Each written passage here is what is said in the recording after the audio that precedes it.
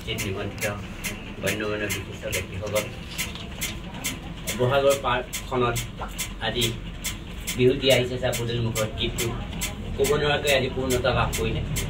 ইয়াত সফলতাৰ মূল আঁৰত আছে মোৰ শ্ৰদ্ধাৰ মৈদৰ ডেকাদেৱ। মই গীতটো জন্ম দিয়াৰ নিচিনা বাকীখিনি লালন পালন কৰি দেখিলে আজি পূৰ্ণতা লাভাৰ ক্ষেত্ৰত যিখিনি অৰিহণা যোগালে মই সেইখিনি গোটেই জীৱন পাহৰিব নোৱাৰোঁ।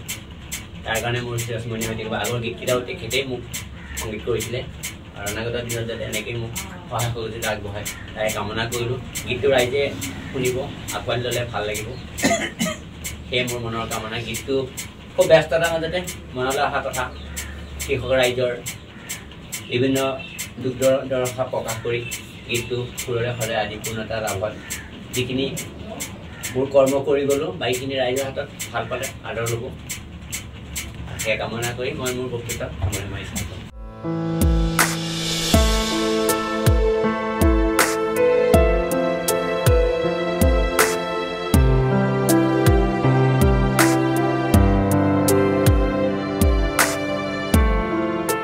আমি এটা গীত মুকলি কৰা হৈছে, তো সেই গীতটিৰ আধাৰত অসমবাসী ৰাজ্যৰ তেজপুৰবাসীক কি অপৰাধী জনাব?